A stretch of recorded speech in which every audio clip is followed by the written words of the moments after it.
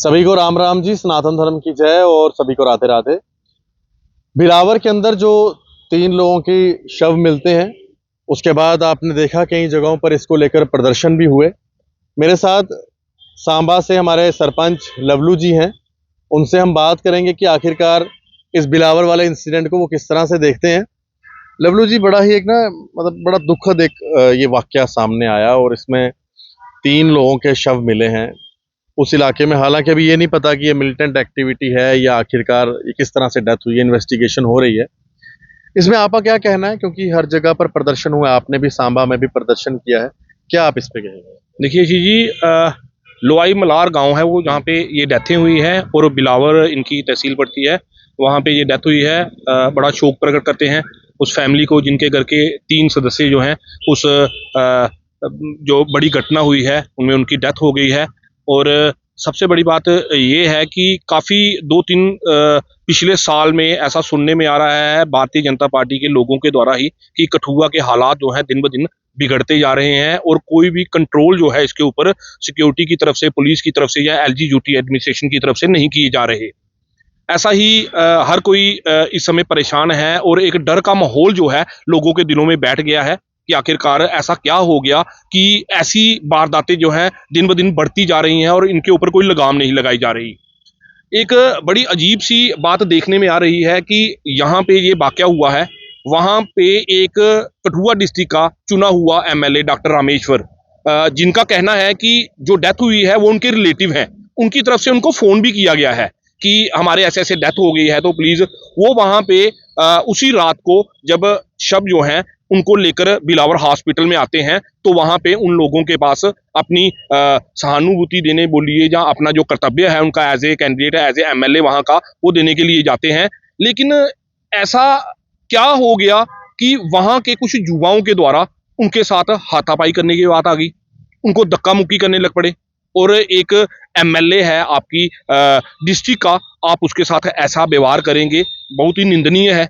और बाद में दूसरी बात ये होती है कि दूसरे दिन जब पहले चौधरी लाल सिंह जी वहाँ पे उन लोगों के साथ मिलने के लिए जाते हैं, उनको पुलिस की तरफ से रोक दिया जाता है और उसके बाद मदन शर्मा जी जाते हैं, उनको रोक लिया जाता है।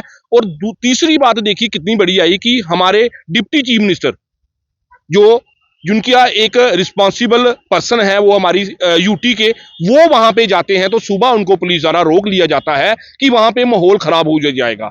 लेकिन इसी तरह से मेरे ख्याल से मुझे ऐसा लग रहा है कि ये सारी बातें छुपाने के लिए भारतीय जनता पार्टी की तरफ से ऐसा किया जा रहा है, क्योंकि भारतीय जनता पार्टी की पूरी टीम, जिसमें एलओपी हमारे सुनील शर्मा जी, वो अपनी पूरी टीम लेकर वहां पे जाकर और बहुत सी बातें जो हैं वहां पे कर रहे हैं। लेकिन मैं उनसे पूछना चाहता हूं, जो बातें आप कर रहे हो, आप बताइए कि यूटी एडमिनिस्ट्रेशन जो है सेंटर के अधीन आती है, हमारी JKP police, Jammu Kashmir police जो है वो सेंटर के अधीन आती है, सिक्योरिटी फोर्सेस आपके पास है, लेकिन इतने बड़े हादसे दिन ब दिन रोज होते जा रहे हैं।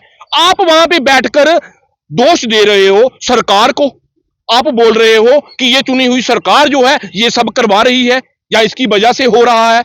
मैं इन सभी लीडरों से पूछना चाहता हूं कि अगर आप ऐसा करोगे, आपने एक एमएलए को इसलिए टारगेट किया कि एक पहले जो डेथ वहां पे हुई उनमें से एक सुसाइड जो एक एसटी लड़के ने की, उसको लेकर वो असेंबली में बोले उन्होंने गलत किया, या हमारे सीएम से मिले उन्होंने गलत किया। आपके भी तो एमएलए जो है जब सीएम का दरबार लगता है तो वहां पे अपने रिप्रेजेंटेशन लेके पेश होते हैं कि हमारे काम करिए। अगर डॉक्टर रामेश्वर ने ये कर दिया तो ऐसा क्यों हुआ? वो इसलिए हुआ क्योंकि इनको वो एमएलए हजम नहीं हो रहा। बहुत कम कॉन्स्टिट्यूएंसी डिस्ट्रिक्ट में से एमएलए जो है वो हमारे as a independent MLA doctor Rameshwar जीता है, वो इनको हजम नहीं हो रहा कि ये कैसे जीत गया। अब वो उसको खत्म करने की कोशिश कर रहे हैं, उसके पीछे पड़े हुए हैं, लेकिन ये जानते नहीं कि ये सब जो कर रहे हो ये आपको, उसको इससे कोई फर्क नहीं पड़ रहा। जो बुद्धिजीवी हैं, इंटेलेक्चुअल लोग हैं, वो सब कुछ देख रहे हैं कि आखिर क्या हुआ। उसने ये नहीं बोला कि किसी को रिहा कर दो, उसने ये नहीं बोला कि अगर कोई गलत एक्टिविटी में इन्वॉल्व है तो उसको छोड़ दो, उसके ऊपर कार्रवाई नहीं करो। उसने इंक्वायरी इनिशिएट करवाने के लिए बोला। अगर वो कॉन्स्टिट्यूएंसी के लोग उसमें किसी की डेथ हुई है, उनको लेकर एज ए रिप्रेजेंटेटिव वो चाहे चीफ मिनिस्टर के पास बोलिए, चाहे असेंबली में बोलिए, उनकी आवाज उठा रहा है। मजा तब है जब आप बड़ी बड़ी बातें करने वाले लोग छोड़ दो एसटीओ को, ना वोट लो उनके, ना उनसे बातें करो। आपके भी तो बहुत सारे डिस्ट्रिक्ट प्रेसिडेंट आपने एसटी के बनाए हुए हैं, एसटी के आपकी पूरी टीम है, उसके ऊपर आप क्यों चुप हो जाते हो? गवर्नमेंट की तरफ से कई बड़े बड़े पैकेज जो है जम्मू कश्मीर में एसटीओ को दिए जा रहे हैं, तब आप क्यों चुप हो जाते हो? वोट लेने के बारी आप नहीं बोलते। अब जब ऐसी बात हुई तो आपको सिर्फ एक बात पिंच कर रही है कि डॉक्टर रमेश्वर ने बीजेपी का कैंडिडेट जो है बनी से हराया है और वो इंडिपेंडेंट जीत के आया है, और उसने सपोर्ट जो है वो एनसी गवर्नमेंट को की है। एक इंडिपेंडेंट कैंडिडेट, उसकी मर्जी है, वो जिसके साथ जाना चाहे वो जा सकता है, जिसके साथ सपोर्ट करना चाहे कर सकता है। लेकिन आप नहीं चाहते। अब हर जगह ये पुतले जला रहे हैं। मैं आपके चैनल के माध्यम से इनके लीडरों को बोलूंगा कि आप एलजी का पुतला जलाइए, आप होम मिनिस्टर का पुतला जलाइए, जिनके अंदर ये यारी पुलिस आती है, सिक्योरिटी आती है, और आपके यहाँ पे ये सारी घटनाएं जो हैं, चाहे तो आपके कहने पे वो मिलिटेंट घटनाएं हो या और कोई घटनाएं हो, अगर आपने जलाना है तो इनका पुतला जलाइए, जिनसे सिक्योरिटी टाइट नहीं कर सके, जिनसे ये सारी वारदातें बंद नहीं हो पा रही। कल भी हमने सांबा में सुना कि कोई इन्फिल्ट्रेशन जो है वो सांबा में भी बॉर्डर पे हुई है। आप उनके ऊपर निशाना क्यों नहीं चलाते? इसलिए नहीं चलाते क्योंकि आज अपोजिशन में आकर इनके पास, मैं तो बोलूंगा कि ये बीजेपी अपोजिशन में ही ठीक है। कम से कम आज सेक्रेटरीट में बातें तो हो रही हैं, बातें तो उठी, चाहे डेली बेजर को लेकर बोलिए, लोगों के कामों को लेकर बोलिए, मुंह से कुछ बोले तो सही। पहले तो उन्होंने 10 साल मुंह में दही जमा के रखा, बोल नहीं पाए। आप अपोजिशन में बहुत अच्छे लगते हो। इसलिए मेरा यहां पे आने का एक ही मकसद है कि ये जो हमारे एमएलए बनी के साथ हुआ है, इसकी प्रॉपर इन्वेस्टिगेशन की जाए। इसके पीछे कौन लोग हैं? वो जो युवाओं को भटकाया गया, जिनको धर्म की राजनीति सिखाई जा रही है, जिन लोगों को गलत नाम जात पात के ऊपर लड़ाया जा रहा है, आखिर उनके पीछे जो है मास्टरमाइंड कौन बैठा हुआ है? और कौन वो बंदा था जिसने चौधरी लाल सिंह को, मदन शर्मा जी को या डिप्टी चीफ मिनिस्टर को वहां जाने से रोका? और किसने leader of opposition Sunil Sharma को और इनके एमएलए को वहां जाने की परमिशन दी? अगर ये क्लियर नहीं होता तो सीधी सी बात है, भारतीय जनता पार्टी चाहती है कि यहाँ पे माहौल खराब हो, यहाँ पे धर्म की राजनीति की जाए, आपसी भाईचारा खराब किया जाए। अगर नहीं चाहती तो फिर वहां पे क्यों जाने को रोका गया? हम भी हिंदू हैं, हम भी चाहते थे कि वहां पे जाएं, उनके दुख में हम भी शामिल हों। हमारा भाई जो है, जिनकी डेथें हुई है, हमारे भी भाई हैं, हम भी वहां पर जाकर बैठे। लेकिन आज ऐसा डर का माहौल इनके लीडरों की तरफ से वहां पे बना दिया गया है, जिनकी तरफ से एक इलेक्टेड एमएलए को मिलिटेंट का सपोर्टर कहा जा रहा है, धर्म के प्रति बातें की जा रही हैं और धक्के मारे जा रहे हैं, मारने तक उतारू हो चुके हैं ये लोग। आखिरकार ऐसा बर्दाश्त नहीं किया जाएगा। आपके चैनल के माध्यम से मैं एलजी साहब से रिक्वेस्ट करूंगा कि आप जो वहां पे सारी ये घटना हुई है, एक मेंबर ऑफ लेजिस्लेटिव असेंबली, उसको जो हाथापाई हुई है, पूरी इंक्वायरी इनिशिएट की जाए।